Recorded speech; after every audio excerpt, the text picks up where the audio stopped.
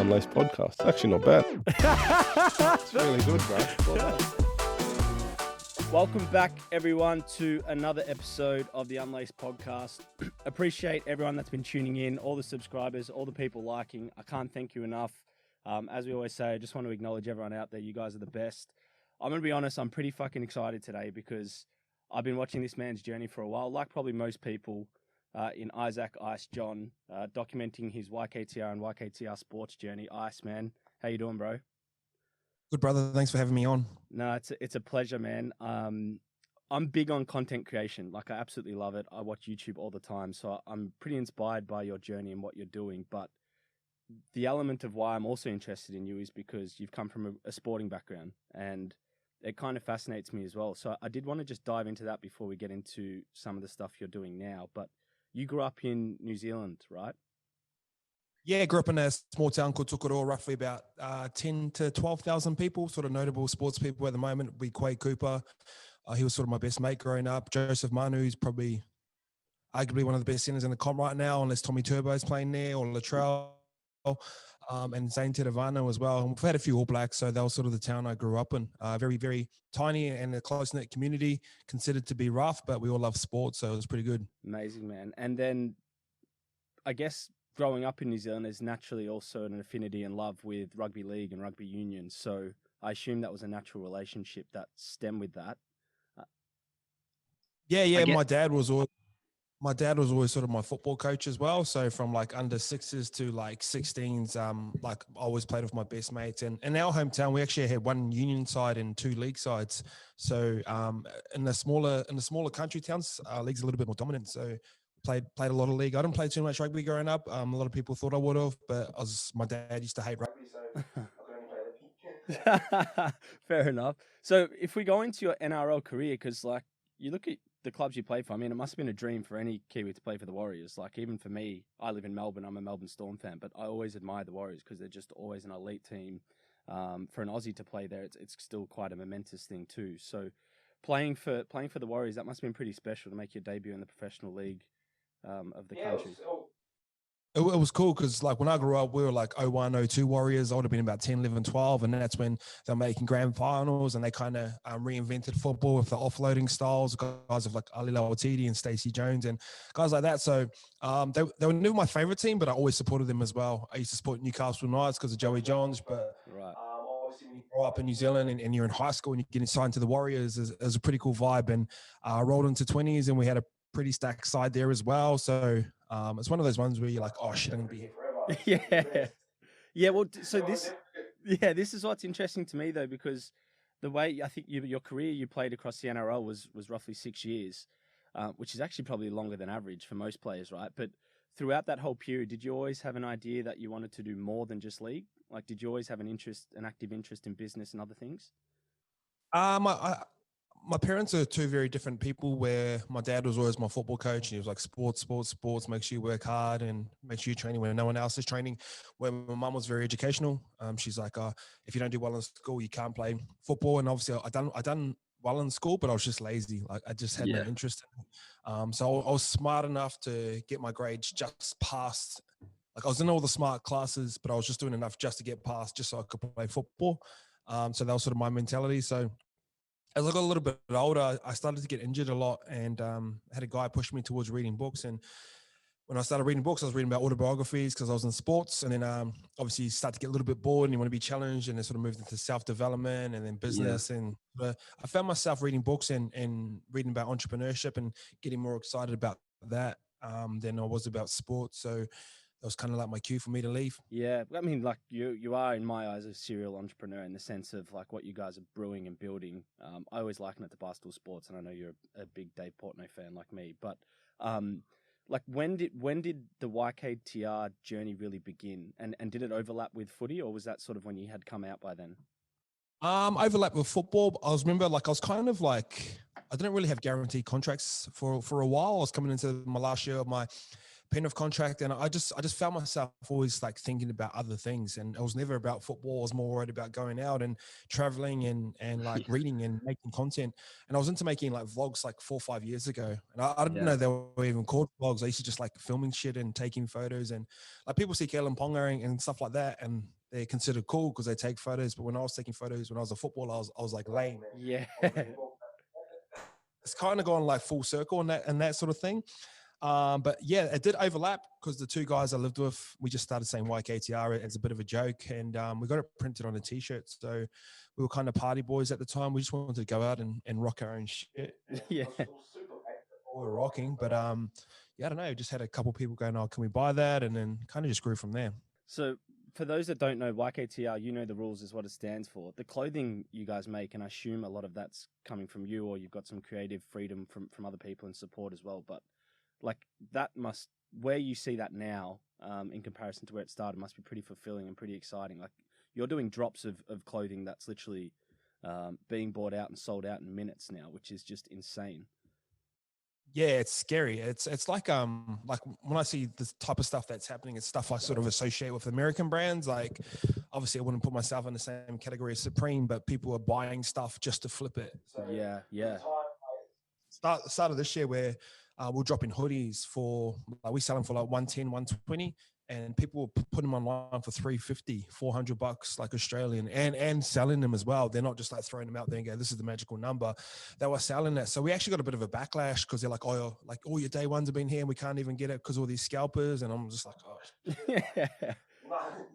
there's nothing I could do. If I was creating a market like sell page underneath YKTR, that means I'd be promoting it. Yeah.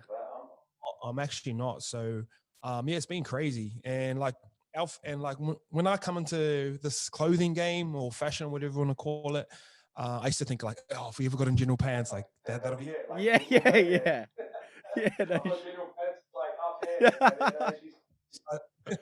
as you start to understand sort of the industry and you realize that General Pants actually own all the brands within, you've got this plethora of options, but you're just buying from the same people, but they're whacking different tags on it. Same with Culture Kings as well.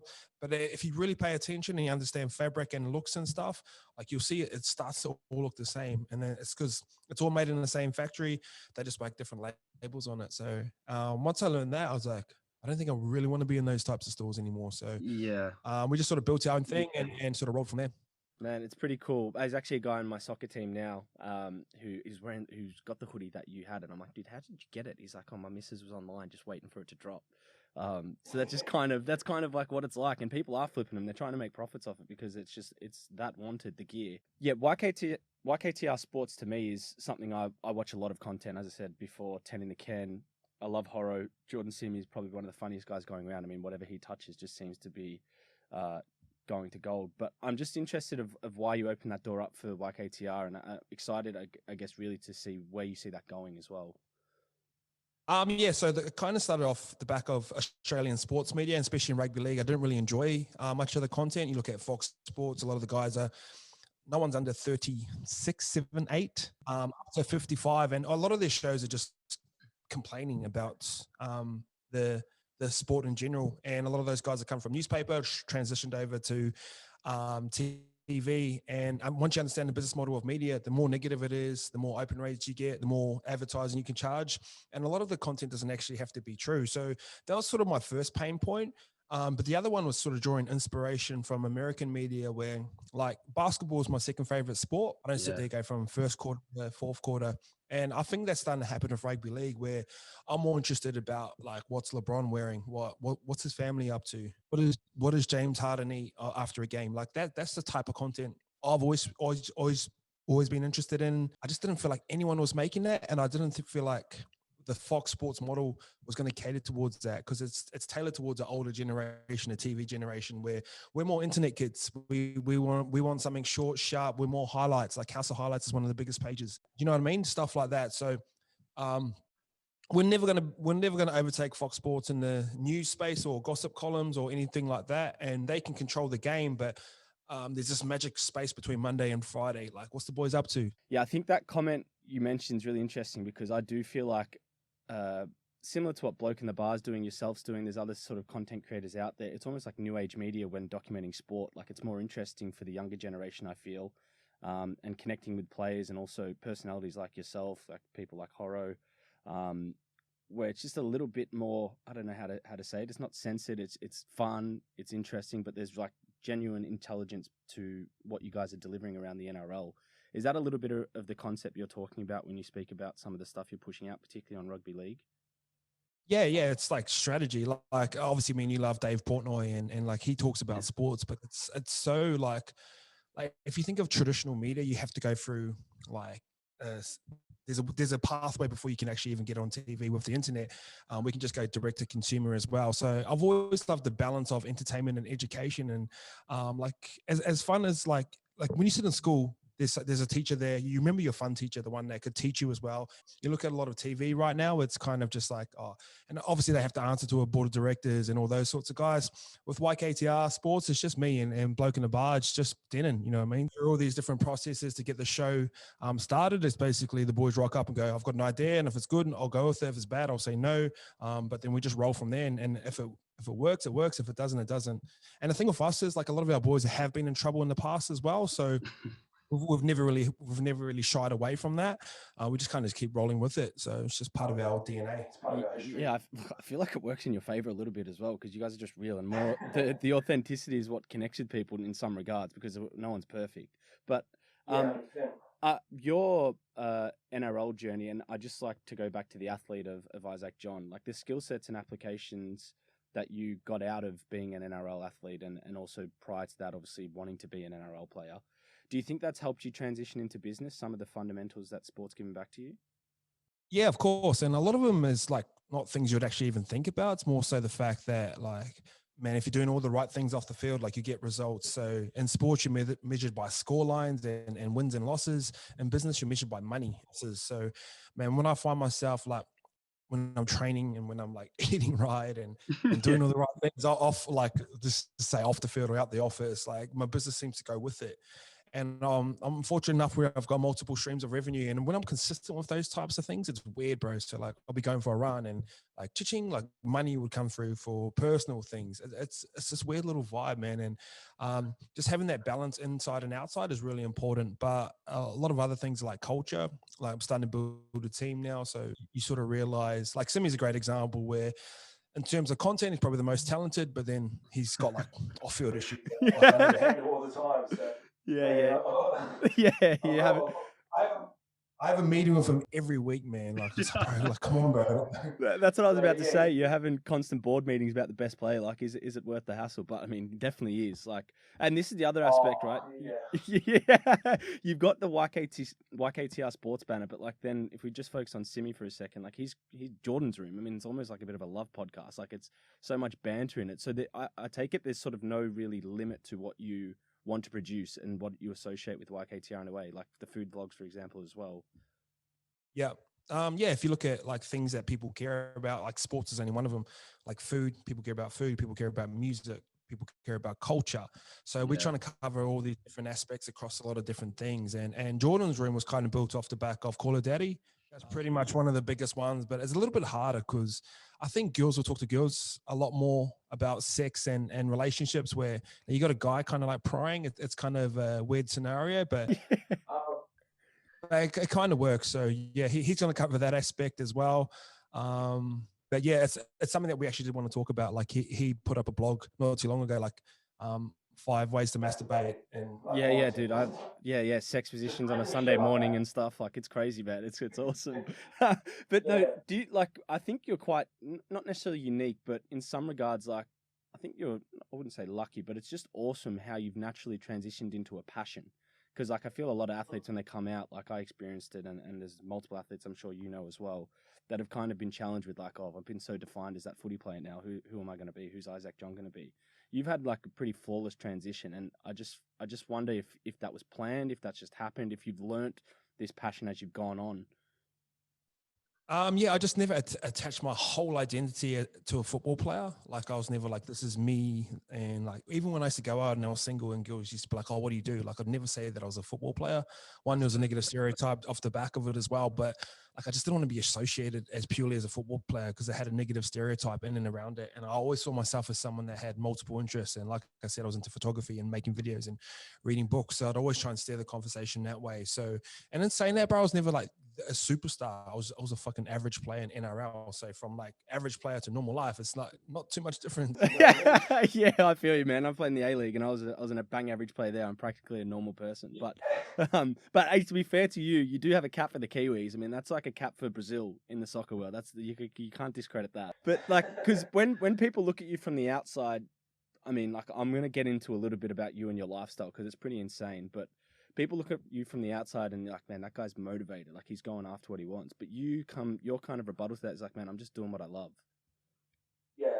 I mean, difference. that's a big difference, right? Can you kind of explain that to me a little bit? Because on the spectrum, it's a little bit hard to understand because people usually think, oh, I love something, so I'm motivated. Therefore, you don't feel like you're working when you do this. Yeah, so like I see motivation as two different things. One, someone who's super disciplined. You look at someone like Sonny Bill Williams, and like he'll wake up and he'll be tired, but he'll go out and do his boxing training, or he'll go out and do his league training, and he's just not lazy. He's disciplined. And anyone from the outside looking in, he's saying, nah, he's motivated. He's motivated. Nah, he's not. Yeah, he's bro. disciplined. There's a difference. Where the other side of it is like, I'm just having fun. Like this, like starting businesses is fun to me. I want to start 2 new businesses pretty soon, and this is fun to me. So from the outside looking in, I look motivated. So like if you think of us as kids and we wouldn't get off a PlayStation, man, if your parents didn't say like, hurry up and get off there and go, he's so motivated to play PlayStation. He's so motivated. We put motivation on different aspects of life. And for me, this is just fun. So I look motivated, but I'm not. I'm just having fun. That's awesome. That's awesome, bro. I'm interested, like, because I'm creating content as well. Like, I got to learn how to edit, man, because that I think is critical. But for you, what is critical when you think about content creation and success? Three types of content like that people pay attention to. One, good looking people. If you're good looking, you're going to get social credit. You're going to get followers. You're going to get likes. That rules me out. Yeah, me too, man. That's us. And then the other part of it is either entertainment or education. Where do you fall under that? So can you educate someone? If you can educate someone in something, they're going to pay attention to it, whether it's sports, whether it's self-development. You look at guys like Tony Robbins, Grant Cardone, Gary Vee's my guy. They're always going to be relevant because they're teaching you skills that you want to have. And then there's entertainment. Entertainment comes under multiple different things. If you can make someone laugh, you can make them do anything. If you like music, if you can tell stories, but the key is to get the combination of a bit of the both. You know what I mean? You want to be educational, but have entertainment aspect behind it. And is that done through tone? Is that done through analogies? Is that done through storytelling? Man, that's just something you're going to have to figure out. And then if you got the good looking part as well, and you can do all three, you're going to make some money. Yeah, my man. I love that. Yeah, one thing is creating content, but then the other part is getting it out there. And like you guys are creating consistent content every day, like vlogs, podcasts. Is there like much thinking and brainstorming behind the marketing aspect to get that reach? Because I assume that's developed over time. Yeah, a lot of it's touch points as well. And a lot of it's, like you said, like I've been making content for like 4 years now and pretty consistently. And like you start to get an eye for it. You start to see things that you know will work, know what wouldn't work as well. But yeah, a lot of it's just touch points because there's not like we're not always trying to sell you shit. It's all about touch points and trying to get people interested in us. And then when it does come time to sell, we're able to sell. So that's kind of the strategy behind it. Yeah. Okay. And podcasting, like when I think of YKTR, like podcasting is a huge part of what you guys do now. Why do you put, I mean, I'm obviously a huge podcast fan given I have my own, but why do you put so much emphasis on podcasts? And I guess, where do you see that market going? Great thing about podcasts, bro, you can listen to them anywhere. You can't watch a movie like while driving a car. Bro, podcasting reminds me of vapes. You know, everyone's into vaping now. Yeah, I say Simmy smokes them all the time. Yeah. So like the boys smoke vapes in my office, but like I'm like, oh, I don't care because it smells nice. And what vaping has done is opened up the whole world on places where you can smoke. Yeah. You know what I mean? So that's what podcasting is. Podcast is just opened up to the whole world. Like you can work and listen to a podcast, go for a run, listen to a podcast, advantage over everything else. So even like people don't realize that they got a podcast app built into their iPhone straight away. Yeah. Like stuff like that. So we're still very early here in Australia, but the thing is you want to be kind of the main guys when Spotify start rolling. 100%, dude. Flicking out offers, stuff like that. Yeah, well, yeah, you mentioned before the recent offer for Joe Rogan and then Call Her Daddy is just like it's just a taste of what's to come, and like it hasn't even really hit Australia. Um, If you look at the Barstool Media, so what they've done, so Penn National brought them out for 500 million last year, but that's such a smart buy from Penn National because, like, if you look at YKTR as a whole, like collectively as a whole, how much content we actually put out, there might be a bidding agency that goes, oh, do you know what? We want to plug our ads into those guys for free. Like that's the way you sort of exit these types of business models, and we're not traditional media as well. We're not reliant on ad revenue from sponsors and stuff because we've got commerce attached to the bottom. So if you look at Barstool Sports, a third of their money actually comes from merch. We're actually building a new merch structure at the moment where, at the moment, if we do a pre-sale, it takes about 4 weeks for someone to get their clothes. We're going to chop that down into half pretty soon. So that's going to be a big game changer for us as well. We'll bring in an ad revenue. And then the other side of it is events. So like say 10 and a Ken starts to go, oh, we're going to do a live event down at the pub and it costs like $20 for a ticket, come down and then there's merch and you get clipped the back off the sales and there's tickets. Like that's the evolution of where we're sort of going down. And I've been fully transparent with all this sort of stuff and probably something you guys could do too. yeah, man, yeah, definitely. I take actually a bit of inspiration out of Inside YKTR because I find like I watch that a lot because I'm quite interested in business and I think you are quite transparent because you obviously are doing something really well, but you're quite open around when you do stuff wrong yourself and like you know, and I think that's really awesome and that vulnerability. Um, that like mentorship for you, because I know you promote yourself as like some sort of mentor for certain people with like you've got your consultancy agency and things like that. Do you utilize mentors yourself for you to help you? Yeah, I've got a couple, bro, to be honest. Yeah, because I imagine like each day for you as you expand a team, as you open up new branches and angles for YKTR, the banner, like you're learning on the fly as well, like of just, you know, different problems, different fires. How do you work through that and obviously keep your head whilst managing a team and keeping that cool culture you have? You got to realize that like no problems are actually unique. Like, you know, personally, when you're going through something, you're like, fuck, I'm the only person that's ever gone through this. And it's probably not the case. And what I found in business and life is someone else has probably already gone through it and they've probably done a podcast on it or written a book on it. But there's probably about four people that I really rely on for advice. Like if I make a big decision, I sort of go through those sort of avenues first. And a lot of times you know the answer for yourself. But I find things with mentors, and Mark Boris said to me, he's not one of my mentors, but I feel like I could have access to him if I needed to. He goes, mentors don't give you answers. They just ask you different types of questions. A lot of people see mentorship as like, what should I do? What should I do? But like they go, oh, why don't you do it this way? Or no, like, here's an example. So this podcast studio here, it's fucking sick. We've got 3 different setups. I was about to rent a whole new office next door and it would have cost $45,000 and it would have cost me like $25,000 to reno. And like I had my mindset on it. And once I usually get my mindset on something, I just go, fuck it, like out the way, I want to go get this. And then one of my mentors goes, is there like another option that you could think of that could potentially save you money? And as soon as he said that, I said, okay. Yeah. So yeah, just stuff like that, bro. Stuff like that. You find comfort in people that have been through it, and like I don't know, I like to hang around people that are smarter than me, but like also calm because I'm uppity, I'm empowered, I've got energy. Like I don't need another dude that's like me because then we're just gonna go off and do stupid shit. Yeah. I don't know why it seems to me like a lot of successful people really do have that cool calming nature as well. Like it's like I can't explain it, but yeah. You know what? You know, it actually fascinates me about you because I follow you on Instagram and like you do document pretty much everything you do in the day. Like I feel like I know you. It's kind of weird in a way, but you wake up early as fuck. Like you have half a day done accomplished before some people are eating breakfast. Why do you wake up when you do? And for reference for those that don't want to talk about, like I'm talking before 4 a.m. Consistently every day all year this year. I kind of slept in today too, so it was kind of weird you ask. Really? I caught you out. Yeah, like 5 o'clock. I'm like, oh shit. That's still early, man. Yeah. No. It's like I don't set my alarm or anything. It's just when my body wakes up. It's not like I'm not trying to be mad or like I'm not just going beep beep beep beep and turn it off and like force myself up. I'm excited to get up at 3:30, and man, I really enjoy that time to myself. Like one of my favorite sayings that I've sort of been on for is like go to bed with a clear mind and wake up with an excited soul. And I feel like if you're doing the right things every single day, like I go to bed and I used to sit in bed and go, Yeah. like I'm going to bed about 8 o'clock now and I just fall asleep because like I feel like I've worked hard through the day. I'm not fucking anyone over. I'm trying to take people with me. I feel like I'm a good person. You know what I mean?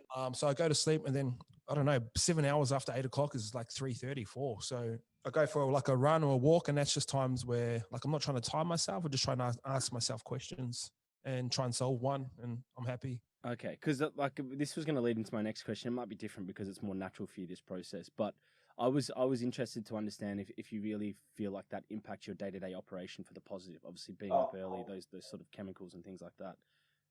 Because you get so much accomplished in a day at YKTR. It's pretty cool. Yeah, and like I've never been in the position I am right now. So like when you're scaling out staff, like I'm not used to having like 4 or 5 meetings a day. I'm used to it just being me on my own. And I found when you start to people manage as well, or manage people and help them get through their day as well, like it takes away from yours. So like when I normally get to work at about 5:30, it gives me about an hour and a half before Jackson rolls through about 7:30. We go for a coffee, make a plan, and then after that, it's like all on again. So it gives me time to do the things that I need to do, and then sort of structure out our day for everyone, or structure out our week for everyone. Okay. I'm going to ask you a bit of a tough question now because it might be quite an easy answer for you, but I assume because there's been so much change, it'll be interesting to see what you say. But if you look back on the last 12 months of YKTR, what would you say has been the biggest accomplishment or the best thing you've done for the business that's really transcended the journey? Hiring staff. Yeah, I don't know. You just get so much more shit done. Like, and like there's a I forgot what book it's called. It's called like People Luck. Like I've never held a job interview. I've been lucky that the people that are coming to work for us are kind of been fans first and then figured out like what I've been into and kind of reverse engineered me. Jackson used to write for us for about a year and a half. Scope just grinded his ass off. Caleb was like an intern. So, and like as you start to scale out, you just want the like there's a book saying like you want everyone on the bus. So before you even start the bus, you got to get the wrong people off the bus, the right people in the bus, in the right seats. So we've never really had anyone bad in here so far. I'm not saying that's not going to change or circumstances can't change, but man, we've got the right people on the bus and we've got them in the right seats. And like, I'm ready to hit that gas and take off. So, man, it's been really important. And it's kind of scary hiring staff because you're like, oh, one, can I afford it? Culture, stuff like that. Well, whenever I found that I've started to hire, we seem to make more money, or we move into a nice office, we seem to make more money. I call it life momentum, and it's a part of like, you want to build a massive business, you need staff. So Yeah. Really important. Do you get much contact? Do many young NRL players or NRL players in general reach out to you to connect and maybe get some advice for business or just life in general outside of sport? surprisingly not. And like It's ridiculous. and this is what I said about like we had an inside YKTR, and I said like the difference between All Blacks boys and NRL boys is so far. Like we'll get All Black boys flying over to Sydney to come have a meeting with me, like spend money, like even though they got money, but just take time out of their weekend, find a babysitter, bring their wife over, come sit down and have a 3-4 hour meeting with me. Is like, and it happens a lot more. Like I'm probably a little bit tired of some of the All Blacks boys, and I didn't even know them. And I've got mates that I've known 10 years that are trying to start clothing businesses. They go, like, won't even message me because I don't know if they see me as competition or like I've never really perceive myself as that, or like I try and help everyone. But they also got to realize they've got leverage right now. If they retire in 2-3 years, I'm probably not as inclined to help them out for free. Yeah, of course. And Gary V talks about it all the time. He goes, well, while you're a Jets player, I will help you. Yeah. Yeah, and he goes, once you leave, like I'm not answering your call. So, and like I don't think I'm as ruthless as that, but man, if there's a sports player out there right now, and if I'm perceived to be the guy that can merge the entrepreneurship and business with the athlete, which Americans do really, really well, and I definitely help out. But maybe guys like Kalen and Connor Watson, like they're probably the two guys that like sort of reach out and ask questions and text. If they come down there for a day or two, I could restructure the whole business and I could like, you know what I mean? It'd be like a bit of a boot camp. I'm like, those guys got the attention. They just need a bit of structure. Yeah. And they're my favorite team. Like Newcastle's my favorite team. So like, of course I'm going to help those guys out. Yeah, strike while the iron's hot. Because I have a view that like most athletes, especially in Australia, because I'm not going to say Australia, we get paid like the American sports or the European sports where you can potentially live off it, right? But I have this feeling, and it was my biggest regret, obviously, when I was playing professional sport, was not running a business whilst I was playing. Because like you have a fuckload of time, man. Like, and you're making good income. Like you have so much time as a pro athlete, like downtime. Would you like if you were speaking to a young NRL player now, what would be your advice for them to set themselves up outside of footy? Obviously, the ultimate leverage is playing good football. Like, wouldn't never go away from that, but I would personal brand, like with the vlogs, with the podcast, with the type of stuff that we're doing right now, because like you build a personal brand and you're not just associated as a football player, you're associated as a human, you're associated as someone that loves, who gives back to the fans as well. And off the back of that, you actually get product deals and brand deals a lot easier. Once you've got attention, you can add a product later. And a lot of people are going to go towards clothes and stuff like that because, like, in league, we just copy. Like, we all dress the same, we all talk the same, talk to the same girls. Yeah. We've got the same plays. So, like, it's kind of like a copy and paste style industry. So, a lot of people will see YKTR and, like, oh, I could do that too, which they probably can. I feel like the next play isn't the clothes play. It isn't. I think alcohol is a good one. It's pretty interesting because it's got a lot of upside to it as well. But there's going to be something else after that, whether it's NFTs or cryptocurrency, or they build the platform that hosts all that sort of stuff. Like that's got to be the next play because you're sort of diving into this white space over here. It's not like, oh shit, like another footy player with the clothing brand. Because when we done it, like no one was really doing it. But another level we were doing, like we were laughed at for starting clothes, vlogs, podcasts, all this sort of stuff. But it's just kind of the way in and probably the bare minimum of what you have to do now to get attention. Yeah, now it's the trend in some regards. The more players document, like the more exciting it is for fans and the more reach now. I think it's normal. It's normalized. Probably when we were playing, I don't think it was normal to really document. It was criticized. Yeah. I've got an idea. I've got an idea that like I don't think anyone will think of it, and it's not super original, but I think it'll really work with like the All Blacks boys and stuff like that. So yeah, I might launch that pretty soon. Oh, awesome. Yeah, just a couple more to shoot at you, man, because your emphasis on self-education's really interesting. You mentioned like cryptocurrency before, which I'm into as well, but like I assume you self-educate on that. But particularly, like, is there anyone, I know we've mentioned Gary Vee a few times, but is there anyone like consistently that you watch or try and learn from that really help you broaden your horizons from a knowledge perspective? In crypto? Nah, just in general, yeah, bro. I'm very Gary Vee. I've read a lot of books. Like I'm sitting on about 140, 150 books in my lifetime. So there's a quite knowledge there. But I'm just at the point now, bro. It's just like fuck. Like I've got the skill sets. I just need to go in and learn. You know what I mean? I just need time on the football field, and this is what I see this as. Like last year and a half, like I still listen to audiobooks and a little bit of reading podcasts here and there, but your best lessons come from actually being on the field. Like Cameron Smith learnt his lessons from being on the field and being in high pressure situations and winning comps and stuff like that. So your best education always comes through that, because books and that is going to give you motivation for a little bit, and you can learn from other people's lessons, but there's lessons you have to go through to understand them. Like heartbreak's one of them. Getting cheated on is another one. You can read about that shit, bro, but when you actually go for it and you feel that knife in your heart or that feeling in your stomach, then you can't read about that stuff. I'm in that spot now where I just need time on the field. I need to learn my lessons and learn about my failures on my own, and hopefully it doesn't sink me. And yeah, bro. Well, it's kind of like travel. It's like you can read about the destinations, but until you're there, it's a real thing, you know. I'm interested to know, what's the best piece of advice you've ever been given, either across sport or business? I don't know, because I kind of just like... Because you give great advice. That's why I ask you. Like, you give great advice. Like, you probably realize it, but like when you speak a sentence or you have a comment, there's like a dime in there that like I take away. I'm like, oh shit, you know. So I assume you get that backwards. This is my thing. It's like I measure success, and like people see success in so many different ways and happiness in so many different ways. I just see success as like that first 5 seconds in the morning. And bro, that's how I measure my whole life. Everything I do is tailored towards that. And like I'll get like I'm getting money coming in at the moment, getting bonuses and stuff like that. I've got multiple streams of revenue, but like none of that really makes me that much happier. I never talk bad about money, and money is a wonderful thing and you can grow, and I'm into all that sort of shit, but like it doesn't make me feel any better. Yeah. So for me, I'll start putting myself in situations that make me feel better, and giving back makes me feel better. And man, I used to read about this stuff in books and stuff all the time, and I was like, nah, that's not it. Like when you start giving stuff away or start giving away or start providing opportunities for people, and they like look in your eye and they say thank you, and man, that makes me feel good. I just want to be in a position where I can make those happen daily. Yeah, man.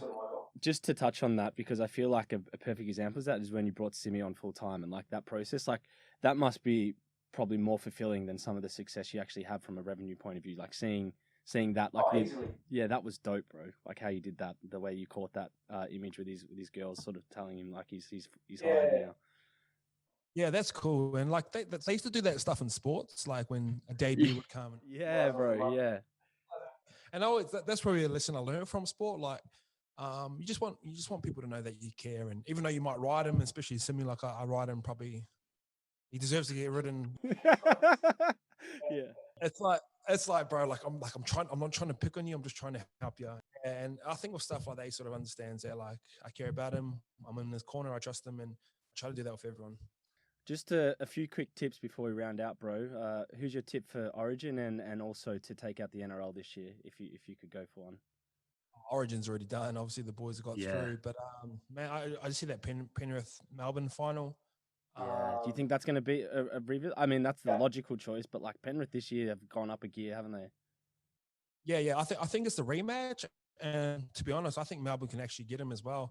They just got like, there's probably the one team that match up with them evenly. And I know they've been in form, and Nathan Cleary's sort of the guy right now. But man, when you get on that big stage and you've got the history of losing one, like you don't want to lose two in a row, because then you start to get known as chokers. Does that sit in their mind? Melbourne are just proven, man, and I think that's going to be our next little battle for the next couple of years. The sort of the Golden State versus Cavs. Maybe 3 out of the next 5 grand finals will be based around those two teams, in my opinion.